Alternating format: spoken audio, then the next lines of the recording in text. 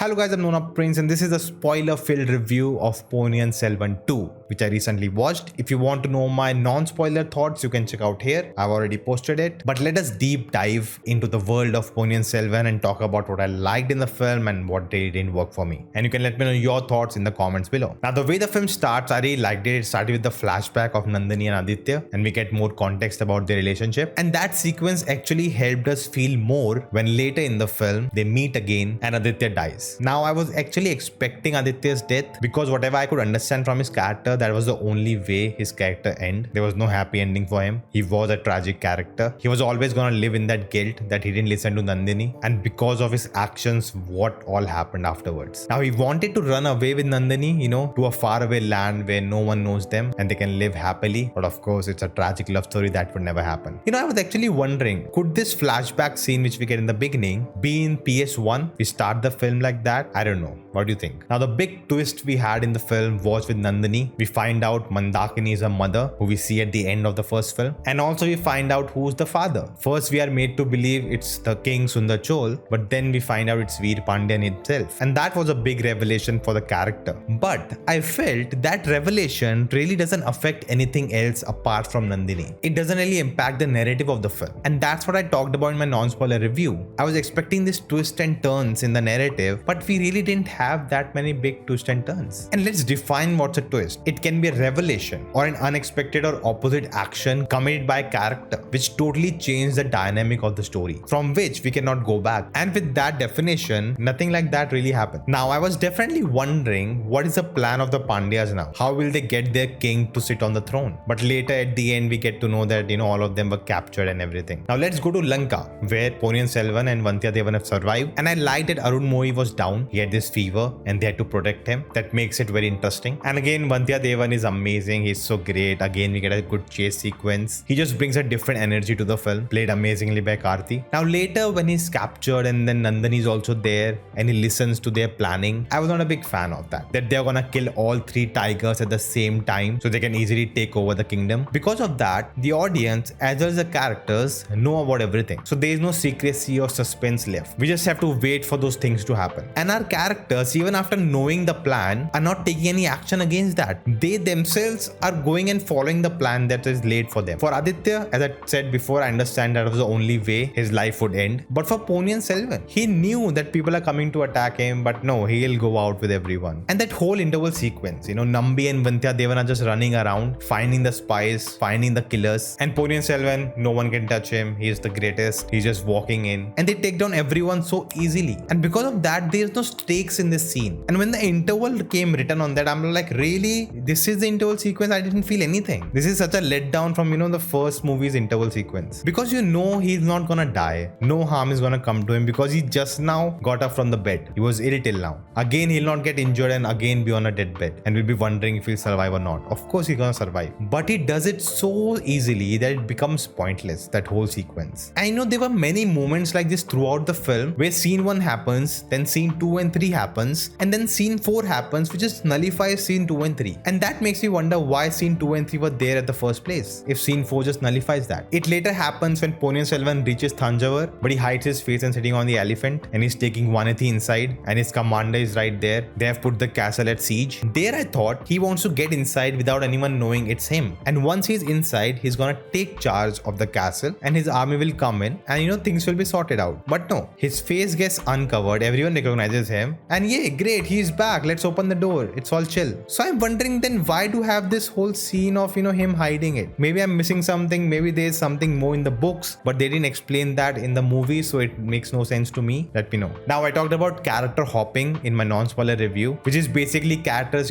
popping out of nowhere. One time they are in this location, other time they are this location, and again an issue because of compressing of the story. And it mostly happened with Nambi's character. He's everywhere, he knows everything that has happened, as if he's sitting outside watching the film. Then we have Mandakini, the mother of Nandini, who I assume will be a very big character. She'll be very pivotal in what's happening. But after saving them in Lyca, she next shows up outside the castle. Then she gets inside also. Then she sees Pandyan killers there. She follows them inside. She scares them away. Then she goes inside to the king, and then there she dies. That's it. I'm like, what? Where was this going? Like, what? I was really taken aback. Then what was the point of that that character, just there to save Ponniyin Selvan. That's it. And then come in front of the king, save him also in a way. That definitely the way that was shot, it was beautiful. The way, the arrow hits her and Aishwarya is standing in the center and the arrows are flying past her. Beautiful. But I didn't understand what was the point. And then Pongali's character. I was actually wondering, I've seen both the films. If I remove her character from the story, does it really changes it? I'm talking about the film. Maybe in the books, she has a bigger character. She has multiple things to do. You cannot remove her from the story. But at least in the film, don't have the scene where Karthi is coming to Lanka. He just reached there in any boat. Then she's needed to tell Arumodi Varman that, the king has sent army to capture him. That you can say a spy told him that. Done, right? Then that spy also helped him later,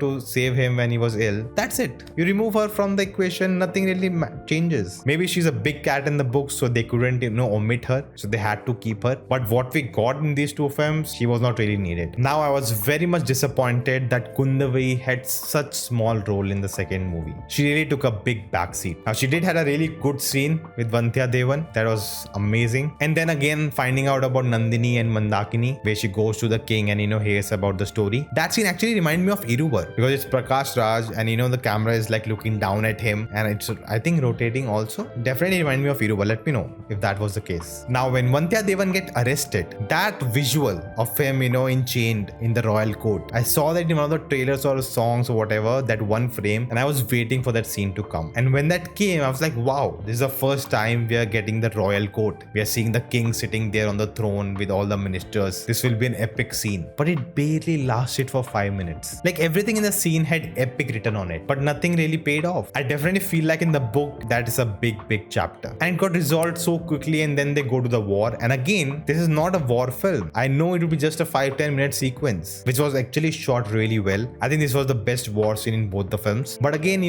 didn't have really impact. I know they're gonna win. It's just them, swinging their swords, killing people, and then at the end they kill the main guy and it's over. Now, coming to the ending, I knew that Ponniyin Selvan will not become the king. So who will be the king? That was a big question. And I heard that in the books, it is that flower guy. Now, I don't know how in the books we reached to that point, but in the film it would have not made any sense. So knowing that, it was fine that they made Madhurantakar the king. But again, it felt really weird. And after that, at the end, they show that, after 15 years, Ponniyin Selvan became the king, Raja Chola, the golden era. So again, that point of making someone else the king really didn't matter actually, because you really didn't show anything after that and you just moved on. It was neither a political or strategic reason to make him the king. That's the right thing, let's just do it. Cool. And Madhurantakar, he flipped like this. He was like, I want the throne. Oh, I don't want a leftover. I'm gonna support them. I don't want the throne anymore. I don't deserve it. Like, wow. Again, because of the compressed story. So, that's why watching the whole film, it felt like, these segments are missing and I'm watching an incomplete narrative. But still, because of Mani Ratnam's magic, it's watchable. It's actually enjoyable. There are amazing moments. The way Aditya dies, wow, that was so amazingly shot. When he falls down and, the fire is coming up, visually outstanding. But again, overall, not that satisfying. Now, in this video, you can check out my top 10 Tamil films from last year. I do that every year. You can check out my list there. If you like this video, hit the thumbs up button, share this, and I'll see you next time.